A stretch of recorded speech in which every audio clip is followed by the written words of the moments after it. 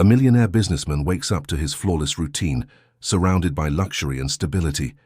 But an enigmatic phrase from a street girl shakes his perfect mental machinery. Betrayed in love, in business, and in trust, he watches his world crumble before his eyes. If you were touched by this beautiful story of resilience and love, don't forget to subscribe to our channel and tell us which city you're watching from. Continuing. The morning sun filtered through the custom Italian blinds of Richard Caldwell's Manhattan penthouse, casting golden patterns across the imported marble floors. At 52, Richard had everything a man could desire: a thriving financial empire in the heart of New York City, a stunning home overlooking Central Park, and a wife who was the envy of every socialite in the city's upper echelon. "Mr. Caldwell, the car is ready," announced his house assistant through the intercom. Richard adjusted his Patek Philippe watch, a small indulgence at just over $100,000, and straightened his custom-tailored Armani suit. The reflection in his mirror showed a man in his prime, salt and pepper hair, meticulously maintained physique, and the confident posture of someone who controlled rooms just by entering them. "Victoria, are you still having lunch with the charity? Bored today?" he called out to his wife. Victoria Caldwell emerged from her walk-in closet, a vision in a cream designer dress that complemented her honey-blonde hair and blue eyes. After 15 years of marriage, she still took his breath away. They had met when Victoria was working as an art consultant for one of his hotels. What began as professional admiration quickly blossomed into romance, followed by a wedding that had made the society pages of every major publication. "Yes, darling. The Metropolitan Children's Foundation meeting runs until 3. Will you be home for dinner?" Her voice carried the refined accent of old New England money. "Should be. The Peterson merger is almost finalized. Just some paperwork to sign off on." He kissed her lightly on the cheek, catching a hint of her signature Chanel perfume. "Have James ready the boat for the weekend? I think we both deserve a little getaway to the Hamptons." Victoria's smile seemed to falter for just a moment before returning. "Of course, I'll make the arrangements." As Richard rode the private elevator down from the penthouse, he mentally reviewed his schedule. The Caldwell Financial Group was finalizing the acquisition of Peterson Technologies, a move that would expand their portfolio into the lucrative tech sector. It was the kind of business maneuver that had made him a billionaire before age 50. His driver Marcus stood waiting beside the black Maybach. "Good morning, Mr. Caldwell. Traffic looks clear to Midtown." "Thank you, Marcus. Let's take Park Avenue today." As the car pulled away from the exclusive apartment building, Richard noticed a small figure standing near the entrance, a young girl no more than 10 or 11, with unkempt brown hair and clothes that had seen better days. He recognized her. She was often in this area, sometimes selling handmade bracelets to passers-by. Richard had given her money on several occasions, enough that she now greeted him with a smile whenever she saw him. The car slowed at the curb where she stood. Richard lowered his window. "Good morning, Mr. Richman," she said with a gap-toothed smile. It was what she always called him, having never asked his actual name. Richard reached for his wallet. "Good morning, young lady. How's business today?" The girl, he thought her name might be Lucy or Lily, looked up at him with unusual seriousness. "Just wanted to tell you that the plumber is coming." Richard paused, his hand still in his wallet. "I'm sorry?" "The plumber," she repeated as though it should be obvious. "He's coming today, thought you should know." Richard chuckled, assuming it was some childish game. "Well, thank you for the information," he said, handing her a $50 bill. "Buy yourself something nice." The girl accepted the money with a small nod, her expression remaining oddly solemn. As the car pulled away, Richard dismissed the strange interaction and returned to reviewing notes on his tablet. Yet something about the girl's words nagged at him. Why would she tell him about a plumber? He hadn't scheduled any maintenance work at the penthouse. The Caldwell Financial Group headquarters occupied 30 floors of a gleaming skyscraper in Midtown Manhattan. As Richard walked through the lobby, employees nodded respectfully or quickly stepped aside. The reverence wasn't just for his wealth, but for his reputation as a brilliant, if demanding leader who had built the company from a modest investment firm to a global financial powerhouse. "Morning, Mr. Caldwell," said Jessica, his executive assistant, as he entered his office suite. "The board members are already in the conference room, and I've prepared the quarterly reports. Also, Mrs. Caldwell called to confirm your dinner reservation at Le Bernardin for 8 p.m. "I thought we were dining at home tonight," Richard said, frowning. "Slightly." Jessica checked her tablet. "She made the reservation yesterday, said it was a surprise for you." "I see." Richard paused, then nodded. "Fine. Let's get started with the board meeting." The morning progressed with the usual efficiency. Richard led discussions on investment strategies, signed off on new hires, and reviewed the final details of the Peterson acquisition.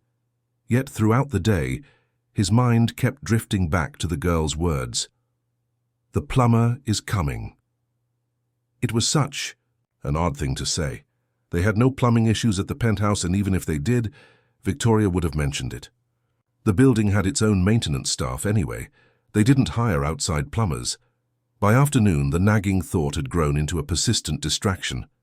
During a meeting with his chief financial officer, Daniel Moore, Richard found himself unable to focus on the numbers being presented. "Richard, do you want me to continue with the projections?" Daniel asked, noticing his employer's unusual inattention. Richard snapped back to the present. "Yes, sorry. Actually, Daniel, do we have a plumber on staff, or someone who handles plumbing work?" Daniel looked confused by the sudden change in topic. "For the office, we contract that out to a service company. Is there an issue somewhere?" No, just curious." Richard waved dismissively. "Continue with the projections." As the day wore on, Richard found it increasingly difficult to dismiss the strange message. Why would a street girl know anything about his household arrangements? Why would she feel the need to tell him? It made no sense, yet he couldn't shake the feeling that it meant something. By late afternoon, Richard made a decision. He called Marcus. "I need you to pick me up in 30 minutes, but I'm not going home yet. I want to drive by the apartment. And then circle the block a few times." "Is everything all right, sir?"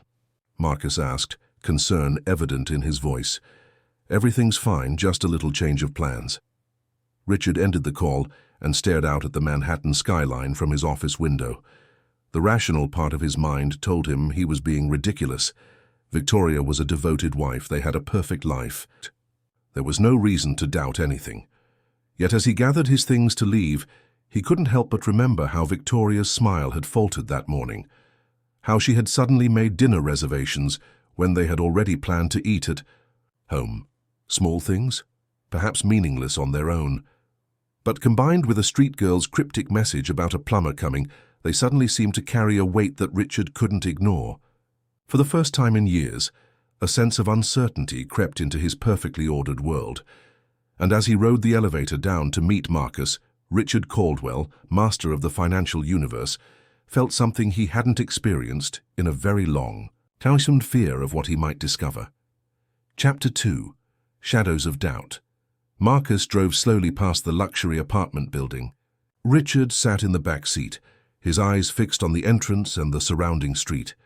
He wasn't sure what he expected to see, and part of him felt foolish for this impromptu surveillance. "Another lap around the block, sir?" Marcus asked. Glancing in the rearview mirror, Richard checked his watch. It was 4:45 p.m. Victoria had said her charity meeting would end at 3. "Yes, let's circle once more, then park somewhere with a view of the entrance." As they rounded the corner, Richard spotted a white service van pulling up to the building's service entrance. Nothing unusual about that. In a building with 60 luxury apartments, service providers came and went constantly. But something made him sit up straighter. "Marcus, pull over there, across the street." The driver obeyed, positioning the car. That discreetly on the opposite side of the street. Richard watched as a man in blue coveralls emerged from the van. Average height, athletic build, light brown hair. The man carried a toolbox and approached the service entrance with the confidence of someone who had been there before. The doorman greeted him with a familiar nod and allowed him inside without checking his credentials. Richard felt his heart rate increase. A plumber? But it could be for any apartment in the building. There was no reason to assume. "Sir, would..." You like me to call Mrs. Caldwell and let her know we're waiting? Marcus asked. No, Richard said quickly. Don't call anyone, I'm just observing. 15 minutes passed. Richard checked emails on his phone, occasionally glancing up at the building entrance. He was about to tell Marcus to drive on when the service entrance opened again. The man in coveralls emerged, but this time he wasn't carrying his toolbox. Instead, he was talking animatedly on his phone, a broad smile on his face. As he walked to his van, Richard noticed something. Else, the man wore an expensive-looking watch that seemed incongruous with his workman's attire. Richard's instinct for detail, the same instinct that had made him a financial genius, kicked into high gear. He took out his phone and snapped several photos of the man and the van, capturing the license plate. Marcus, follow that van discreetly. Sir, are you sure? We have the dinner reservation at... Just follow the van, Marcus. They trailed the white van through midtown traffic, maintaining a cautious distance. After about 20 minutes, the van pulled into a parking garage beneath a modern apartment building in Chelsea. Not nearly as upscale as Richard's penthouse, but still a desirable address. Richard had Marcus wait outside while the van disappeared. Into the garage. What now, sir? Marcus asked after several minutes had passed. Richard considered his options. What was he doing? Following a random service worker based on a cryptic message from a street child? This wasn't rational behavior. Let's go home, Marcus. During the drive back to the penthouse, Richard tried to put the incident out of his mind. It was absurd to think Victoria would be involved with a plumber. She moved in the highest social circles, surrounded by wealthy, powerful men. If she were to have an affair, which he didn't believe for a second, it certainly wouldn't be with a tradesman. When he arrived home, Victoria was in the master bathroom, applying makeup for their dinner. She looked up with surprise when he entered earlier than expected. Richard, I thought you were meeting me at the restaurant. Change of plans, he said, studying her face for any sign of guilt or deception. How was your charity meeting? Productive. We finalized the gala details for next month. She returned to her makeup, her hands steady. You'll need to wear your tuxedo. I've already sent it to be pressed. Richard moved closer, inhaling subtly. Her perfume was different. Still Chanel, but not the one she had worn that morning. Did anyone come by the apartment today? He asked casually. Victoria's hand paused momentarily as she applied her lipstick. No, why do you ask? Building. Management mentioned something about scheduled maintenance. I wanted to make sure they didn't disturb you. Oh, she resumed applying her makeup. No, no one came by. Must have been for another unit. The lie hung in the air between them. Richard felt a cold weight settle in his stomach. In 15 years of marriage, he had never known Victoria to lie to him, not about something so trivial. Why would she hide a maintenance visit unless... I need to make a call before dinner, he said, retreating to his home office. Once alone, Richard sat at his desk, staring at nothing. His mind raced through possibilities, each more unsettling than the last. He pulled out his phone and looked at the photos he had taken of the plumber and his van.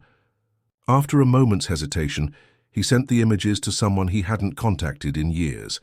Samuel Weston, a former security specialist who had once worked for Caldwell Financial before starting his own private investigation firm. The message was brief. Need information on this individual and vehicle. Discretion essential. Will compensate generously. Sam's reply came within minutes. We'll start immediately. Call you tomorrow with preliminary findings.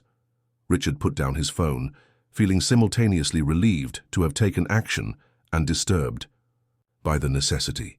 Was he overreacting? Perhaps Victoria had simply forgotten about the maintenance visit. Perhaps the girl's message was just a coincidence. Perhaps he was letting paranoia cloud his judgment. But Richard Caldwell hadn't built a financial empire by ignoring his instincts. Dinner at Le Bernardin was a masterclass in forced normalcy. Victoria was charming, as always, discussing their social calendar, the upcoming charity gala, and their weekend plans in the Hamptons. Richard responded appropriately, laughed at the right moments, and ordered an expensive bottle of wine. To any observer, they were the perfect power couple enjoying a perfect evening. Yet beneath the polished veneer, Richard watched his wife with new eyes. Had that smile always seemed so practiced? Was there always that hint of distraction when she thought he wasn't looking? When her phone chimed with a message and she glanced at it quickly before turning it face down on the table. Was that normal behavior? "Is everything all right with the Peterson acquisition?" Victoria asked as they waited for dessert. "You seem preoccupied." Richard offered a reassuring smile. "Just some last-minute complications, nothing serious." "You always say that, and then you work until midnight solving the nothing serious problems," she teased. "It's what I do," he replied, studying her expression. "I fix problems." The following morning, Richard told Victoria he had an early meeting and left the penthouse by 7. Instead of going to his office, he directed Marcus to drive him to a quiet cafe in the West Village. Samuel Weston was already there, seated at a corner table with a manila envelope and 2 coffee cups. Sam stood as Richard approached. He was a compact man with observant eyes and the quiet demeanor of someone who preferred listening to talking. They shook hands before sitting down. "Thanks for the quick response," Richard said. Sam nodded. "Been a while. Sorry it's under these circumstances." "What did you find?" Sam slid the envelope across the table. "His name is Jason Reynolds, 36 years old, no criminal record, works for Urban Solutions Maintenance, which has a contract with several luxury buildings in Manhattan, including yours." Richard opened the envelope and found a detailed report with photographs. And he's not just a plumber," Sam continued. "He also works for you, Mr. Caldwell. He's a financial analyst in your corporate development department. Has been for about 3 years. Richard felt the blood drain from his face. A financial analyst, someone with access to sensitive company information, someone who worked directly under Daniel Moore, his CFO. "There's more," Sam said quietly. "I tracked his movements yesterday after he left your building. He went to his apartment briefly, changed clothes, and then drove to your office. He was there until nearly 9 p.m., accessing files in the secure server room. Security logs show he used his own clearance, so nothing technically improper, but it was after hours when few people would notice what he was doing," Richard finished. Sam nodded. "I also did a quick background check on his finances. For the past 6 months, he's been making regular deposits to an offshore account. Significant amounts that don't match his salary from either job." Richard stared at the report, pieces falling into place with sickening clarity. This wasn't just about a possible affair. This was about his company, his life's work. "I need to know everything," Richard said, his voice hardening with resolve. "Everything about Jason Reynolds, his connection to my wife, and what he's doing with my company's information. And Sam." "Yes?" "I need to know about the girl, too. The one who warned me. Find out who she is and why she told me about the plumber.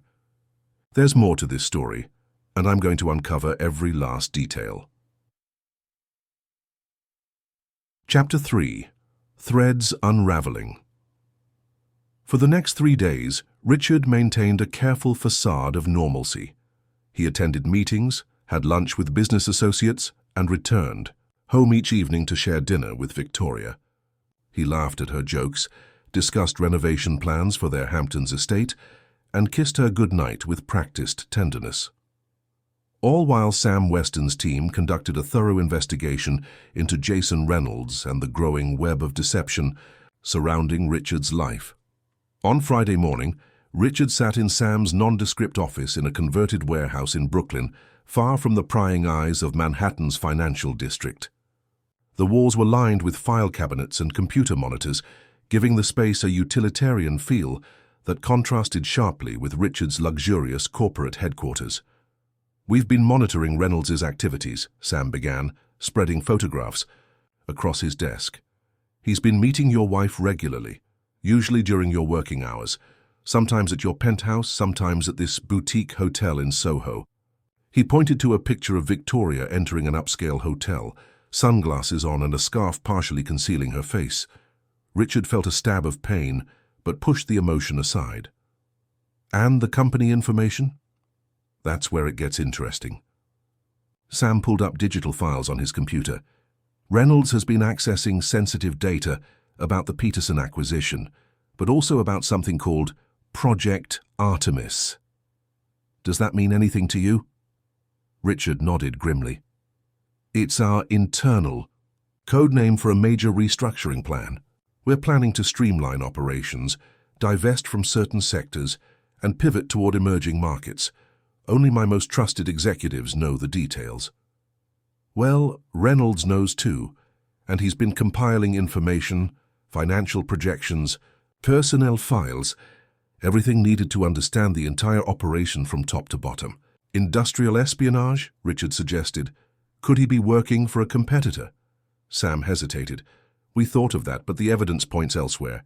He's been creating duplicate documentation, what look like alternative versions of the same financial reports, but with subtle differences. Richard frowned. What kind of differences? The kind that suggest financial mismanagement, even fraud. Sam pulled up side-by-side comparisons on his screen. See here? The original shows a clean transaction. The duplicate creates a paper trail that makes it look like funds were diverted to personal accounts, specifically accounts that could be traced back to you. The realization hit Richard like a physical blow. They're setting me up, creating evidence of financial crimes I didn't commit. That's our assessment, Sam confirmed, and there's more. Victoria has been meeting with a high-profile divorce attorney specializing in cases involving wealthy businessmen accused of financial impropriety. The timing suggests they're preparing for something big, possibly coordinating with the release of these falsified documents. Richard leaned back in his chair, his mind racing. So, the plan is to frame me for financial fraud, file for divorce, citing my alleged crimes, and walk away with a settlement that would be substantial given the circumstances. That's what it looks like, Sam agreed. The courts wouldn't look kindly on a billionaire who defrauded his own company. She could potentially get much more than a standard divorce settlement, possibly control of significant company assets as well. Richard was silent for a long moment, processing the betrayal, not just of his heart, but of everything he had built. 15 years of marriage, a company representing 3 decades of work, all potentially destroyed by 2 people he had trusted. What? About the girl? Richard asked finally. The one who warned me? Sam's expression changed, softening slightly. Lily Parker, 11 years old. She's been in and out of foster care since she was 5.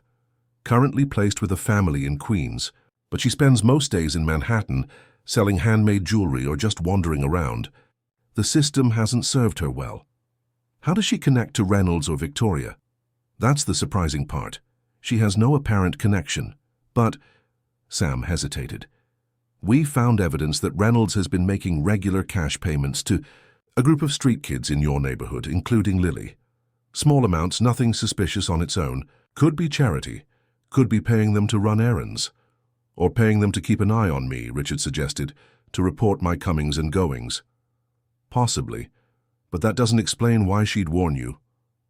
Richard's mind flashed back to the girls, her serious expression so at odds with her usual cheerful demeanor. Find her. I want to talk to her myself. Sam nodded. We're already looking.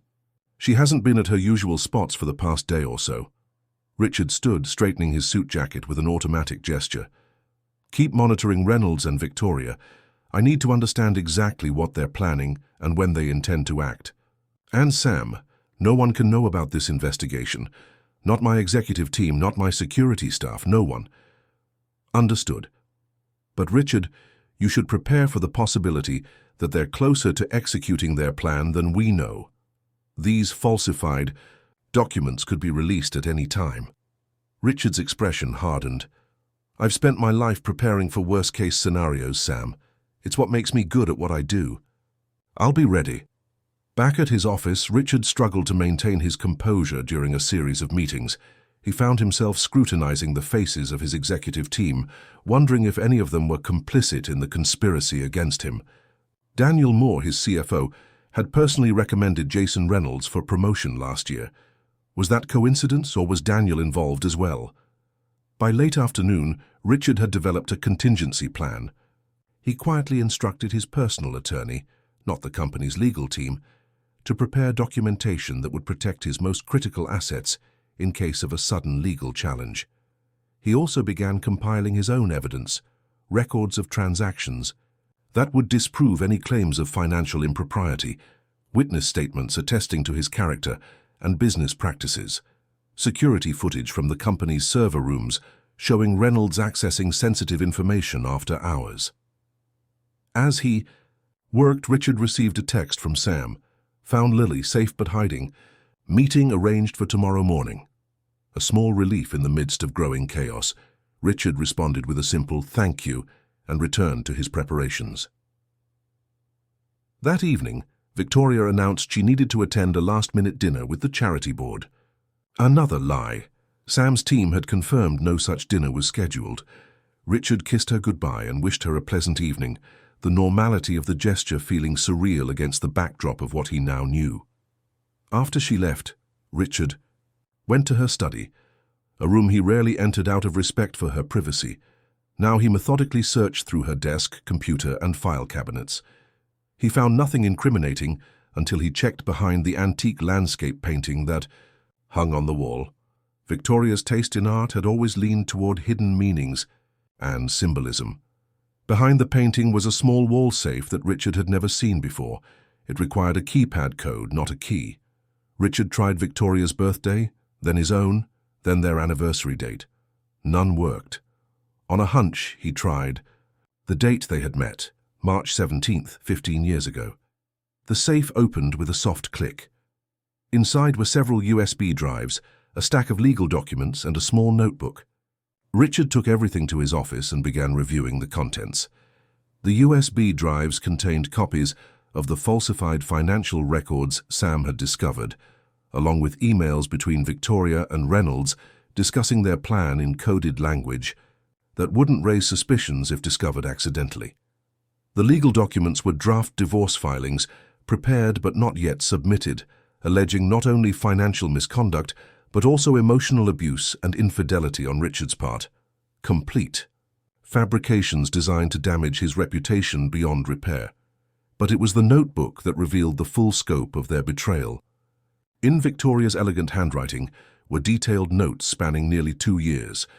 Their plan had been in development far longer than Richard had imagined. There were timelines, contingency plans, lists of potential allies within the company who might be turned against him.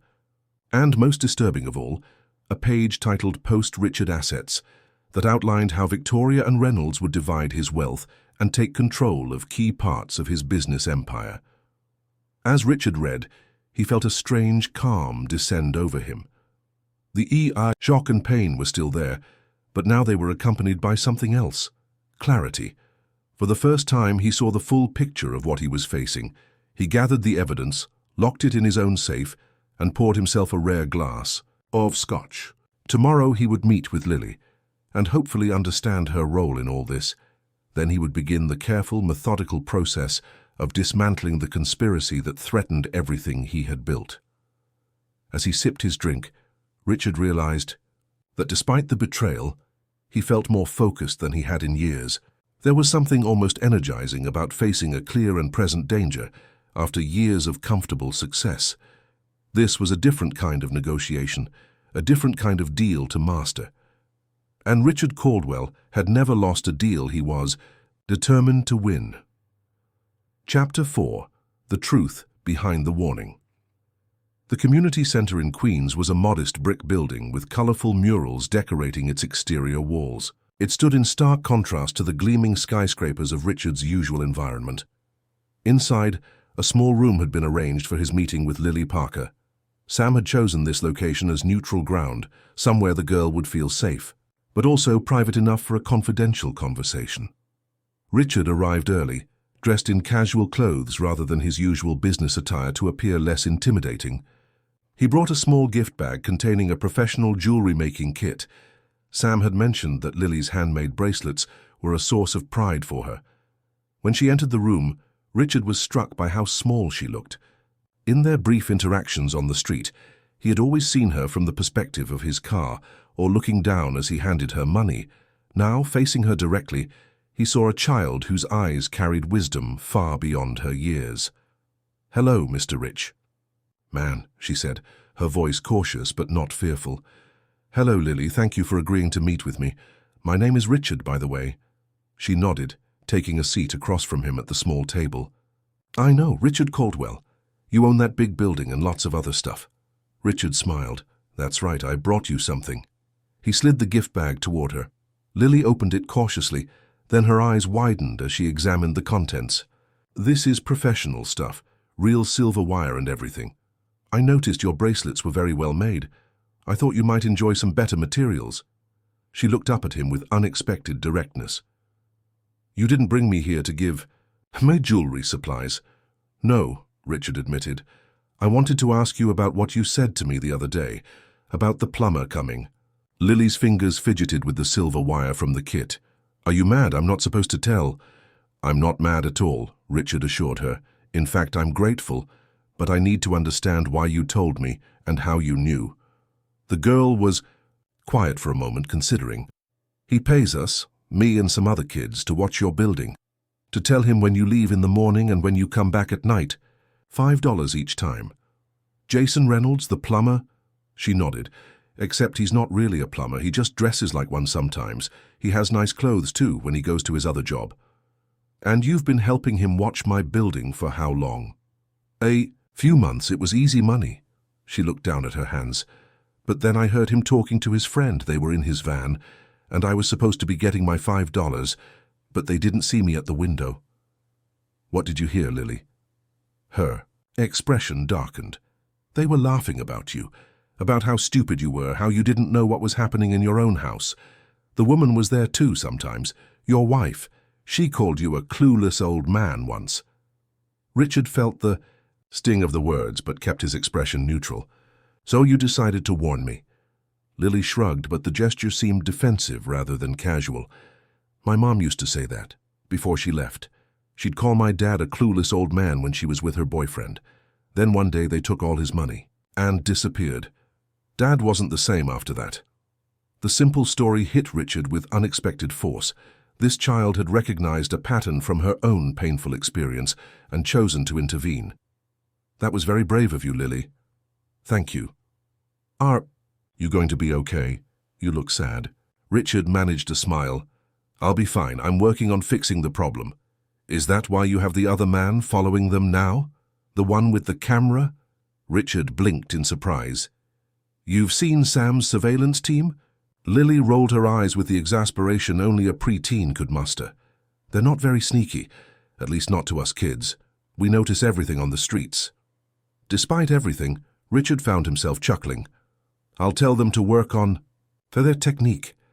After a moment of silence, Lily spoke again, her voice smaller. "I had to hide after I told you. Jason was really mad. He came looking for me, asking the other kids if they knew who warned you. He said whoever did it would be sorry." Richard's amusement vanished instantly. "Did he threaten you directly?" "No, but I know what happens when grown-ups get that kind of mad. So I stayed away from my usual spots. Been sleeping at my friend Zoe's place instead of going back to my foster home." The protective instinct that surged through Richard caught him by surprise. "Lily, I don't want you to worry about Jason Reynolds anymore. I'm going to make sure he can't hurt you or anyone else." "How? He seems pretty powerful to me." "Trust me, he's not as powerful as he thinks." Richard leaned forward. "But I need your help for a little while longer. Would you be willing to work for me instead of for him? I'll pay you much better, and all you have to do is stay safe and let Sam know if you see anything unusual."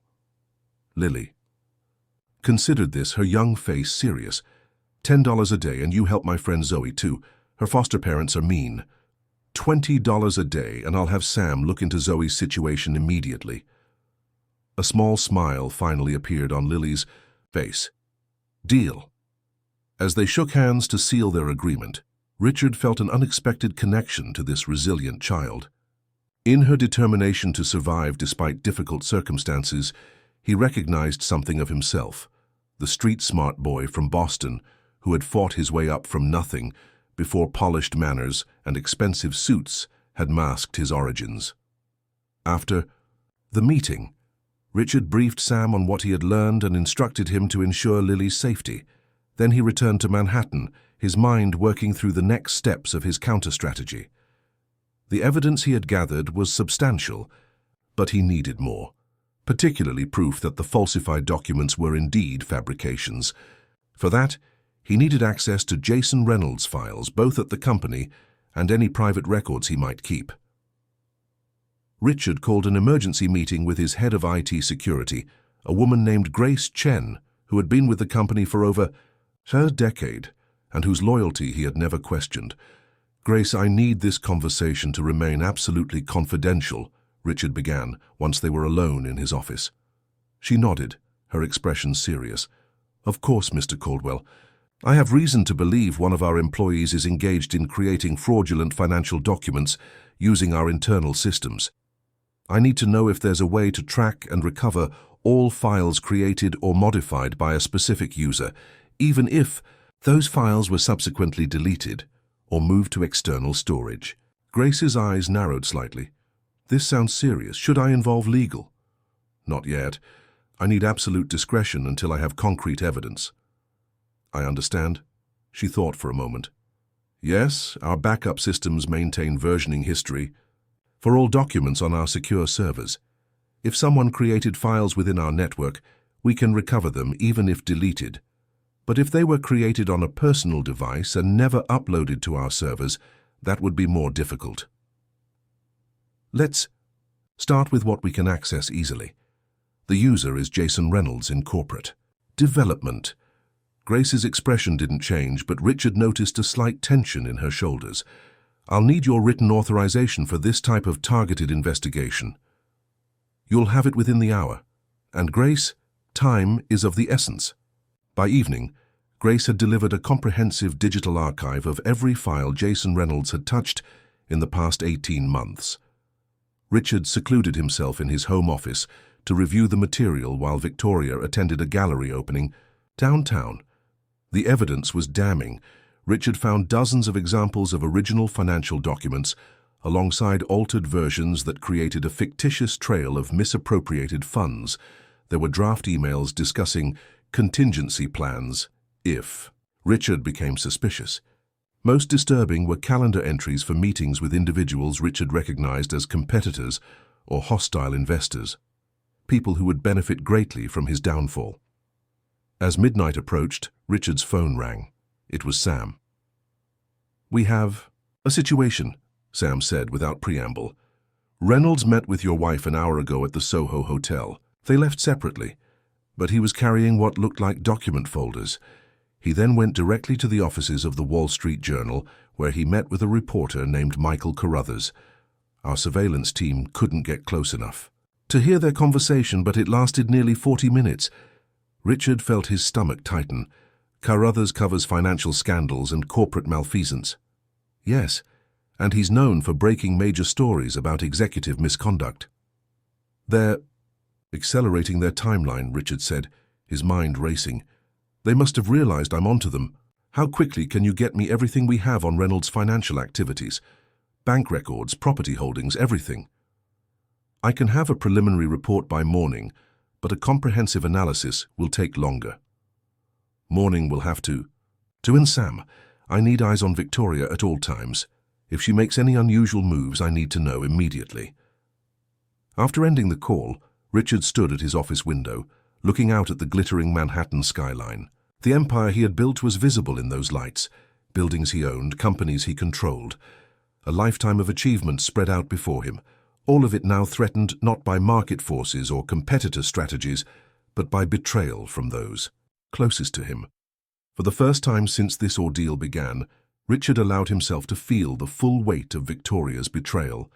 15 years of shared life, vacations, social events, quiet evenings at home, all built on what now seemed like an elaborate performance. Had she ever loved him?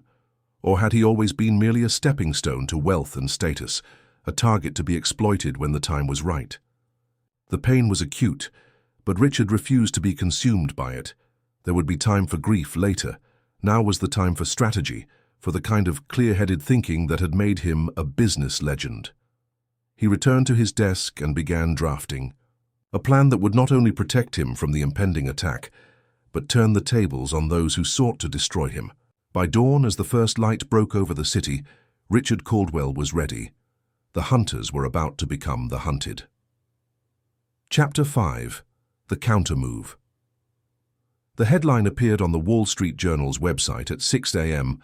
Financial titan Richard Caldwell facing allegations of massive fraud.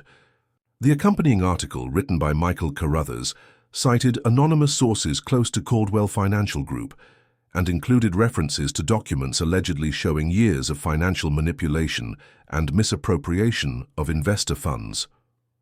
Richard read the article on his tablet while drinking his morning coffee. Victoria had not yet emerged from her bedroom. They had begun sleeping separately 3 days earlier, with Richard citing work stress as the reason. In reality, he could no longer bear to lie beside the architect of his intended destruction. His phone rang. It was Daniel Moore, his CFO, his voice tight with panic. "Richard, have you seen?" "Yes, I've seen it," Richard replied calmly. "Implement Protocol Aegis immediately." There was a brief pause. "Are you sure that's our nuclear option?" "I'm sure. Call an emergency board meeting for 9 a.m. And Daniel, remember that everything we discussed last week is now in effect." "Understood. What about legal?" "They've already been briefed. Just follow the plan." Richard ended the call and checked the time. Victoria would be emerging soon, expecting to find him in disarray, panicking over the public allegations. Instead, he calmly prepared a second cup of coffee and waited in the kitchen. When she appeared, dressed impeccably in a designer suit, her face showed the perfect mix of concern and confusion. If Richard hadn't known better, he would have believed her performance completely. "Richard, my God, I just saw the news. What's happening?" She moved to embrace him, but he subtly shifted away, maintaining his composure. "A rather predictable attempt to damage my reputation and company," he replied, sipping his coffee. "Nothing I haven't prepared for." Victoria's expression flickered, a momentary crack in her facade of wifely concern. "What do you mean, prepared for?" "Victoria, I think we both know what's happening here." Richard set down his cup and met her gaze directly. "The question is whether you want to continue this charade, or if we can finally speak honestly with each other." Her eyes narrowed slightly, calculating.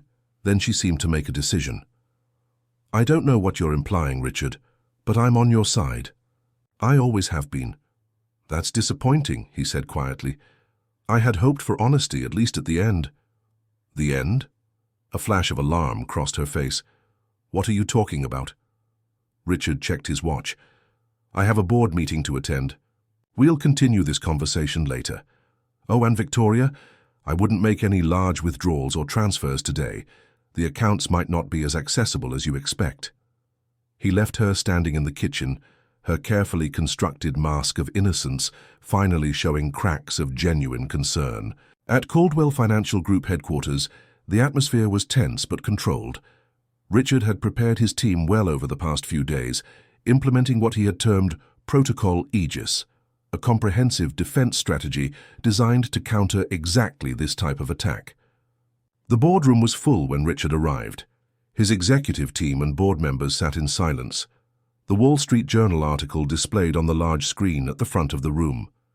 Richard took his place at the head of the table, appearing completely unruffled by the crisis unfolding around him.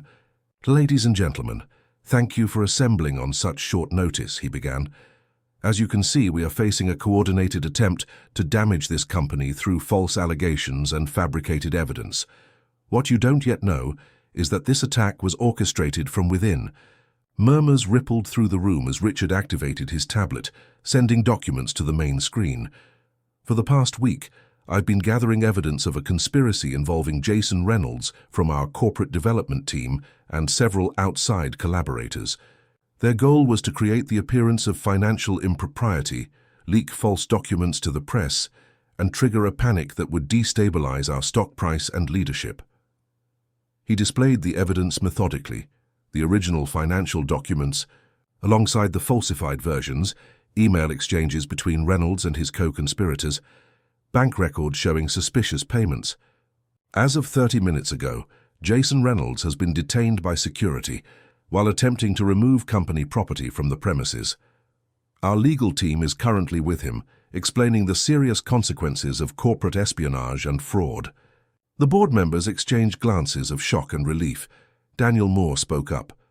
What about the Wall Street Journal article? The damage to our reputation is being addressed as we speak, Richard finished.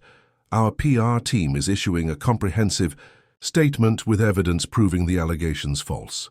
More importantly, our legal department filed an emergency injunction at 5:30 this morning, just before the article was published. The journal will be required to print a prominent retraction by this afternoon.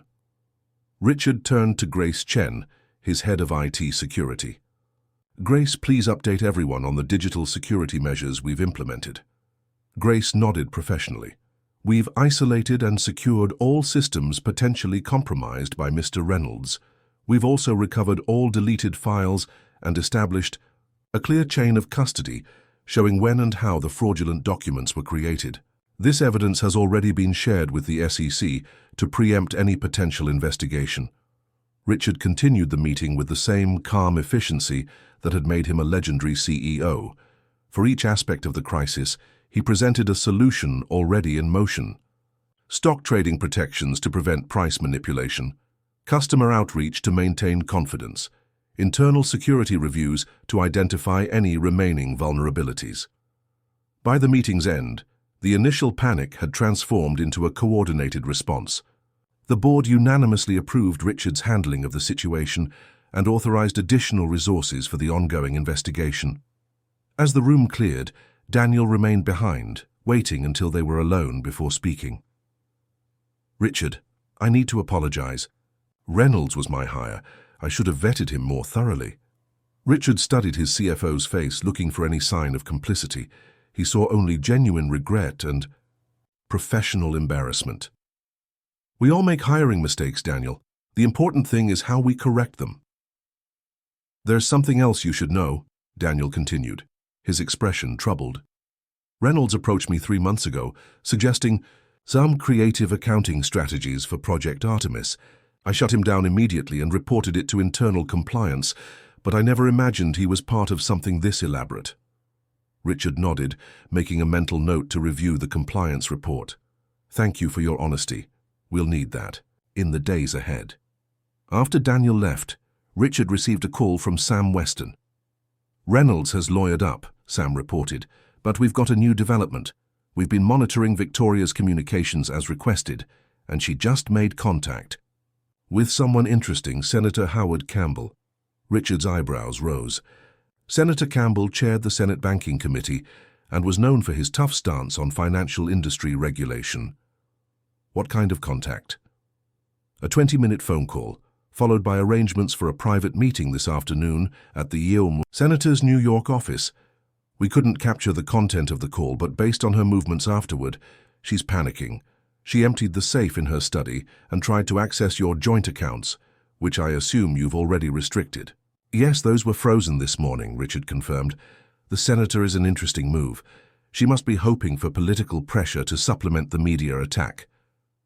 How do you want to handle it? Richard considered his options. Let the meeting proceed, but I want everything recorded legally. Call Judge Matthews. He'll issue the necessary warrants if you explain the fraud evidence we've uncovered. And Victoria? Do you want us to bring her in? Not yet. Let's see what she reveals to the senator first. After ending the call, Richard stood at his office window looking out at the city that had been his domain for so long. The initial attack had been countered successfully, but he knew this was just the first wave. Victoria and her conspirators would have contingency plans, other angles of attack. His phone buzzed with a text message from an unknown number.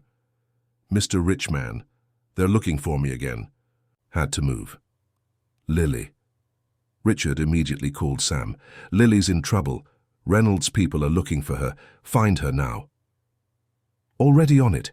We've had a protective detail watching her foster home and friend's apartment. We'll locate her.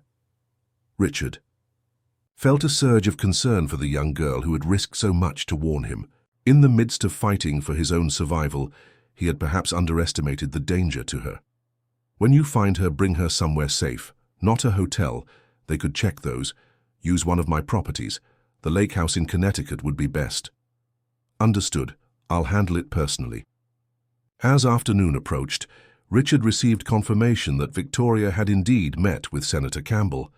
Thanks to Judge Matthews's warrant, Sam's team had managed to record their conversation. The transcript revealed Victoria attempting to convince the senator that her husband was not only guilty of financial crimes, but was now using his influence to suppress evidence and intimidate witnesses. The senator, however, seemed more cautious than Victoria had hoped. He promised to look into the situation, but made no firm commitments to intervene. Political allies, it seemed, were quick to distance themselves at the first sign of potential scandal. By evening, Richard had weathered the first day of crisis with surprising success. The Wall Street Journal had published a retraction acknowledging that the documents they had received could not be verified.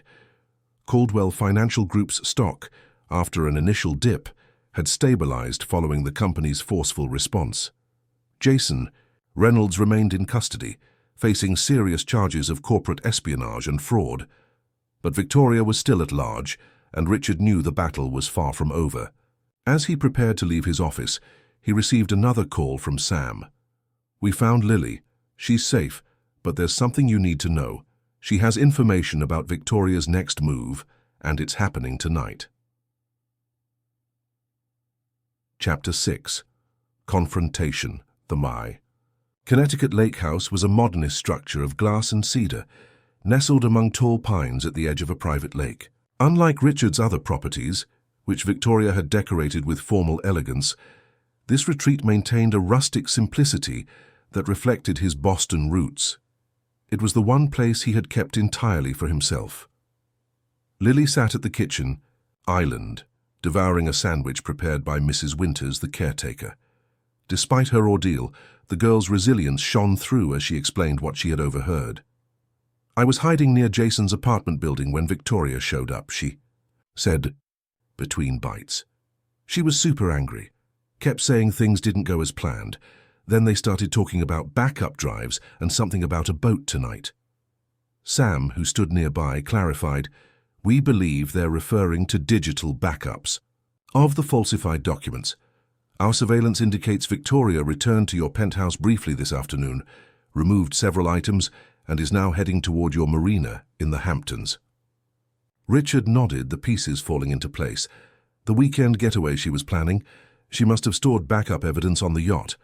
"That's not all," Lily continued. "They were talking about leaving, like leaving the country. Jason said something about a contingency they had discussed, and Victoria mentioned a place called Saint Something. Saint Barthélemy," Richard surmised. "We vacationed there last year, small island in the Caribbean, limited extradition agreements with the U.S. Sam checked his phone. "The harbor master confirms your yacht is being prepared for departure. Scheduled casting off is in 3 hours. Richard stood, decision made. "I need to be there when they try to leave. If they have physical evidence on that boat, I want it recovered before they can destroy it." "It could be dangerous," Sam cautioned. "These people have already shown they're willing to go to extreme lengths. All the more reason to confront them directly." Richard turned to Lily. "You'll stay here with Mrs. Winters.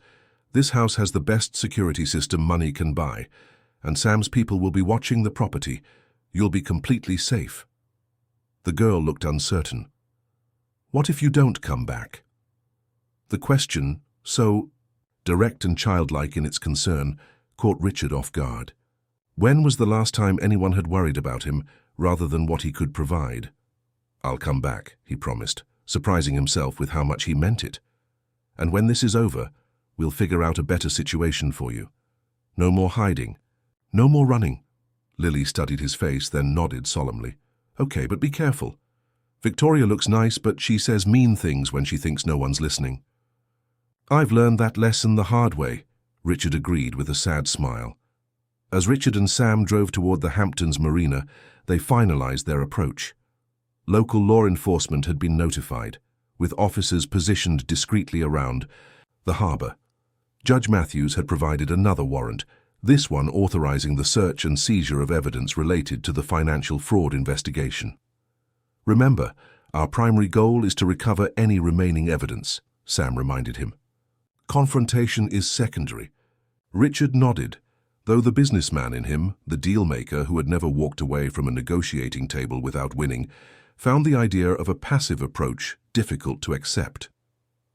The Hamptons Marina came into view, exclusive and pristine against the darkening evening sky.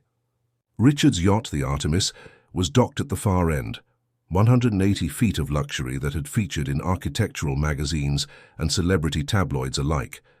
Even from a distance, he could see movement on board, figures preparing the vessel for departure. "They've accelerated their timeline," Sam observed. "Harbormaster says they filed an updated departure plan for 1 hour from now." Richard's jaw tightened. "Then we don't have much time." They parked a discreet distance away, and Sam contacted the waiting officers via radio. The plan was simple: approach openly, serve the warrant, and conduct the search while preventing anyone from leaving or destroying evidence.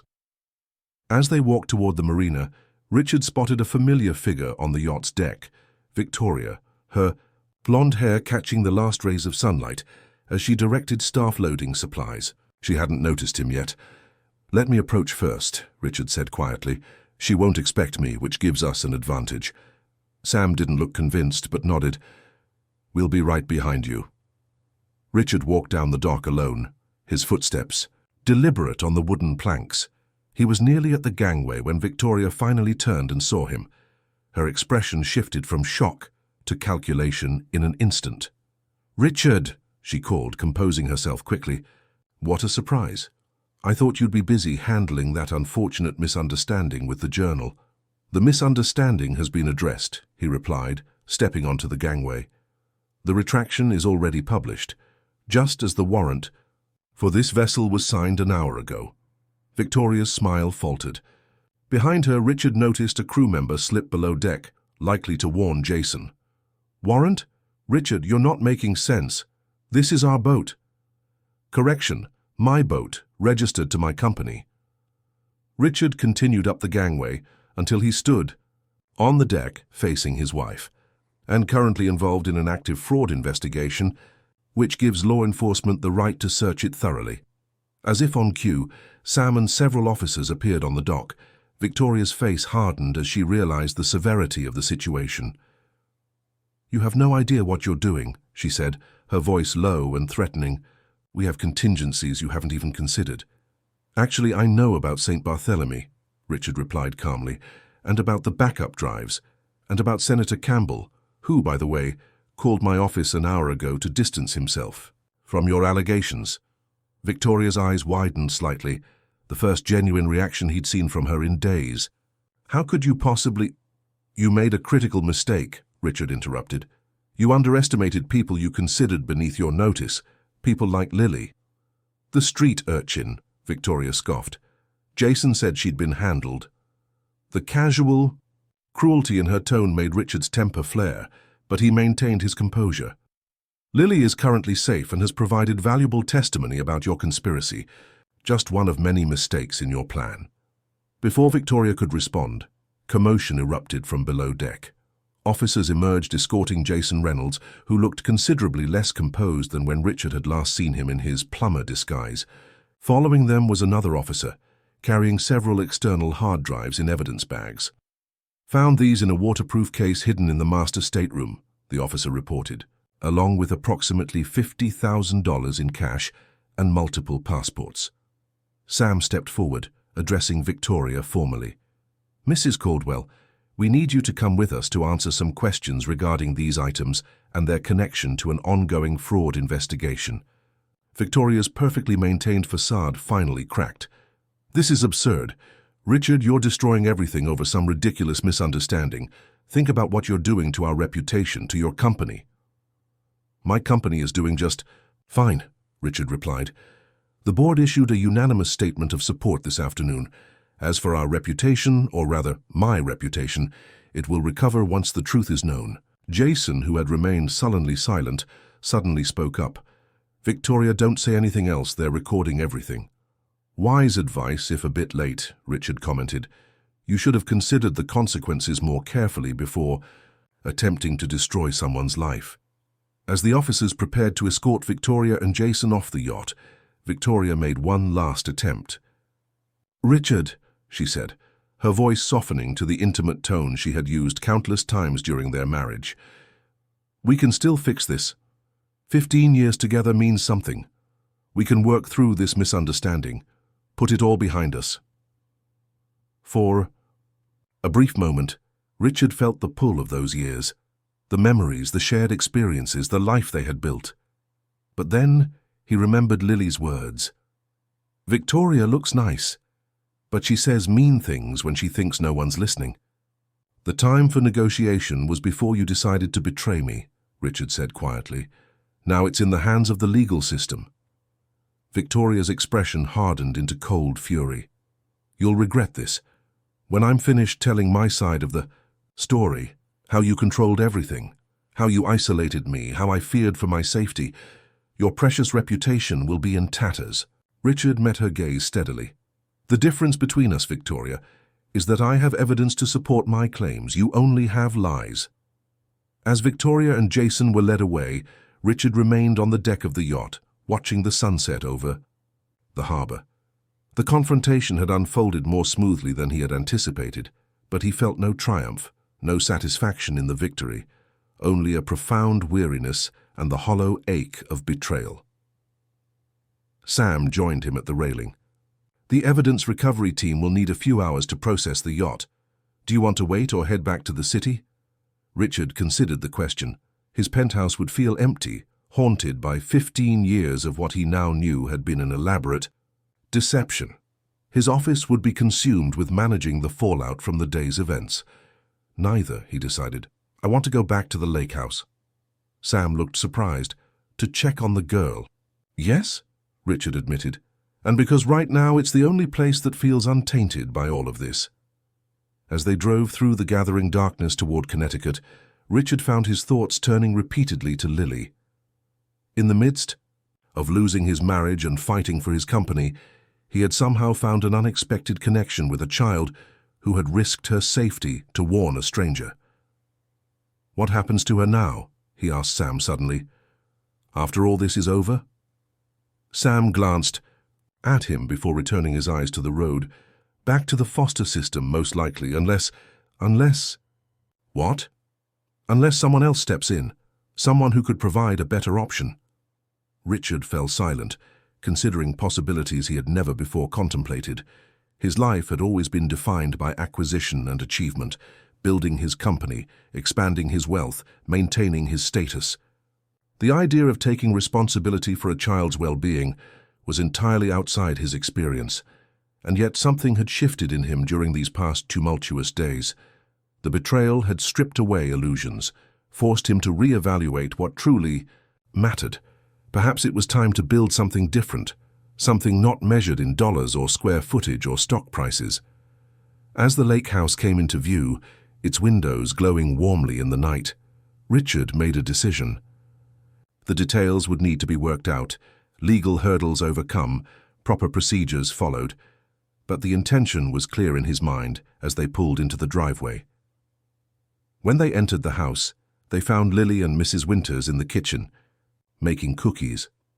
The domestic scene was so far removed from the tension of the yacht confrontation that Richard felt as if he had stepped into another world. "You came back," Lily said simply, flour dusting her cheeks. "I promised I would," Richard replied, surprised by the emotion that tightened his throat. "And I have something important to ask you." Chapter 7. New Beginnings. 1 year later, the offices of the Caldwell Foundation occupied the entire 15th floor of a renovated building in downtown Manhattan. Unlike the imposing steel and glass tower of Caldwell Financial Group, this space featured warm wood, abundant natural light, and colorful artwork created by children from various outreach programs. The transformation reflected its founder's own remarkable evolution. Richard stood at the window of his new office, watching the city bustle below. At 53, he looked different than he had a year ago, more relaxed, his expensive suits now reserved for board meetings and official functions. Today he wore a simple button-down shirt and slacks, comfortable attire for the Foundation's monthly review session.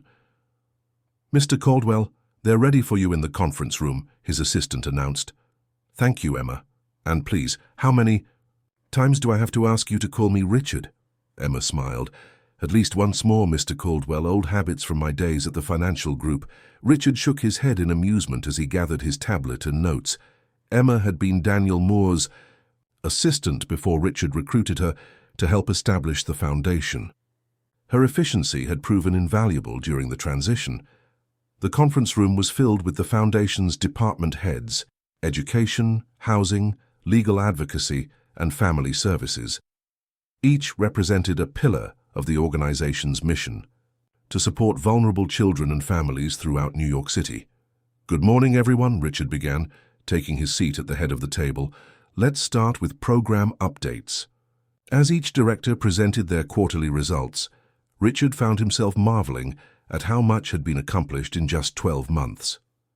The Foundation had established partnerships with 17 schools in underserved neighborhoods, created a legal aid network for families navigating the foster care system, and launched a housing initiative that had already helped 30 families avoid displacement. "And finally," said Melissa Jenkins, the education director, "we've received approval for the summer mentorship program, 20 children from our partner. Schools will be matched with professionals in fields ranging from technology to the arts." "Excellent," Richard nodded. "Make sure we have sufficient staffing for proper oversight. These mentorships can be life-changing when done right."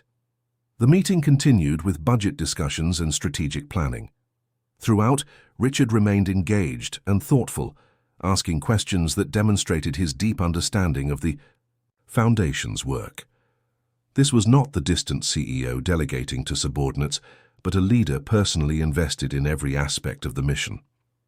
When the meeting concluded, Richard returned to his office to find Sam Weston waiting for him. Though no longer on retainer as a private investigator, Sam had become a trusted friend and occasional advisor on security matters for the Foundation. "Sam, good to see you. What brings you downtown?" "Just checking in," Sam replied, taking a seat across from Richard's desk.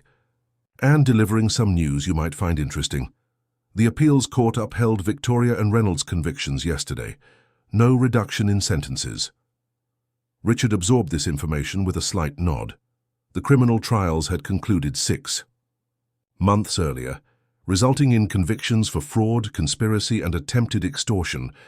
The financial penalties had been substantial, though Richard had been more focused on clearing his name than seeking punishment. "Any public statement from either of them?" he asked. "Nothing new. Victoria's attorney indicated they may pursue further appeals, but it's looking like a long shot." Richard sat back, in his chair, reflecting on how distant that chapter of his life now seemed. The divorce had been finalized quickly, with Victoria relinquishing all claims in exchange for Richard dropping additional civil charges. The scandal had occupied the business press for weeks before eventually fading, as other corporate dramas took precedence. "And what about you?" Sam asked. "The Foundation seems to be thriving." "Beyond my expectations," Richard admitted. "Though I still have much to learn about the non-profit world, it's quite different from running a financial empire." "Different rewards too, I imagine." Richard smiled. "Yes, though no less satisfying. Speaking of which," he checked his watch, "I need to wrap up here. It's Thursday." Sam nodded knowingly.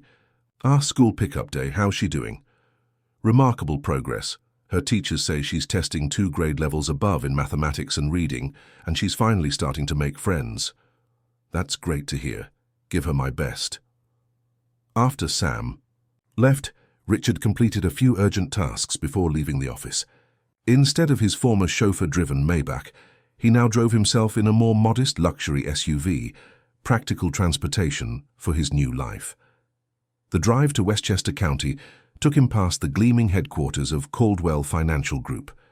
He still served as chairman of the board, attending quarterly meetings and advising on major strategic decisions, but day-to-day operations had been transferred to Daniel Moore as the new CEO. The company had not only survived the crisis, but emerged stronger, its reputation enhanced by Richard's transparent handling of the attempted fraud. Greenwood Academy sat on 15 manicured acres, its ivy-covered buildings housing one of the most prestigious elementary schools in the state. Richard parked in the visitors' lot and walked to the pickup area, joining other parents waiting for the dismissal bell. When the doors opened and students began streaming out, he scanned the crowd until he spotted a familiar face.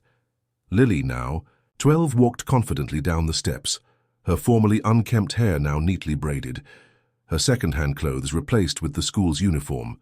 She carried a science project, some kind of model with circuitry and blinking lights, and was deep in conversation with another girl. She noticed Richard and waved, finishing her conversation before jogging over to him. "Hey, did you remember? It's science fair tomorrow. Mrs. Patterson said my project on renewable energy might win first place." Richard smiled. "Of course I remembered. We still need to print those information cards tonight." "Already did them during study hall," Lily replied, showing him neatly formatted cards with diagrams and explanations. "But I need help with the presentation part. Can we practice after dinner?" "Absolutely. How was the math test?" "Easy. I finished 20 minutes early, so I helped Zoe with hers." Richard nodded approvingly. Zoe had been Lily's first friend after coming to live with him, another former foster child whose situation Sam had investigated as promised. She now lived with an aunt who had gained custody with legal assistance from the Caldwell Foundation. As they walked to the car, Lily continued, recounting her day, her animated descriptions a far cry from the guarded child who had first warned him about the plumber. The formal adoption had been finalized 3 months earlier, though Lily had been living with him since shortly after Victoria's arrest. The transition hadn't been simple. There had been intensive interviews with social workers, psychological, evaluations, home studies, and legal hurdles. Richard's high profile and the circumstances surrounding his divorce had complicated matters, but his unwavering commitment had eventually convinced even the most skeptical officials that his intentions were genuine. They drove to their home, not the Manhattan penthouse with its cold perfection, but the Connecticut lake house, renovated and expanded to become their permanent residence. Richard maintained an apartment in the city for nights when foundation work ran late, but their real life was here, among the trees and water. "Can we take the boat out this weekend?" Lily asked, as they turned into the long driveway. "I want to practice steering again." "If the weather holds," Richard promised. The yacht had been sold, replaced by a modest motorboat that they used for exploring the lake. "Maybe we can have a picnic on the North Shore." Inside, Mrs. Winters greeted them with the aroma of dinner cooking. The older woman had transitioned, from caretaker to housekeeper and occasional babysitter, her warmth providing additional stability in Lily's new life. "Mail came," she informed Richard, handing him a stack of envelopes, "including that package you were expecting from the jewelry supplier." Richard thanked her, setting aside the package for later. Lily's jewelry making had evolved from a survival skill into a genuine talent, her creations becoming increasingly sophisticated. For her last birthday, Richard had surprised her with a small workshop in what had once been a storage room, complete with professional tools and quality materials. After dinner, they sat at the large kitchen table, Richard reviewing foundation proposals while Lily practiced her science fair presentation. The domesticity of the scene still occasionally struck Richard as surreal when he considered the dramatic circumstances that had brought them together. "Do you think we could invite some of the kids from the Foundation's summer program here sometime?" Lily asked suddenly. "Like for a weekend camp or something? This place is big enough." Richard looked up from his work, intrigued. "That's an interesting idea. What made you think of it?" Lily shrugged. "I was just thinking about how different everything is for me now, and how there are lots of other kids who don't have this. We could teach them swimming and boating and stuff." The suggestion resonated with a concept Richard had been considering for the Foundation, experiential programs that would give children from difficult circumstances access to nature and recreational activities. "I think that's a wonderful idea," he said. "Why don't you put together a proposal? If it's feasible, we could run a pilot program this summer." Lily beamed, already reaching for her tablet to start planning. Richard watched her, marveling at the resilience and generosity that had survived, despite her early hardships. Later that evening, after Lily had gone to bed, Richard sat on the deck overlooking the moonlit lake. The past year had brought changes he could never have anticipated. The loss of a marriage he now recognized had been hollow from the start, stepping back from the company that had defined his identity for decades, becoming a father to a child who had entered his life through the strangest of circumstances.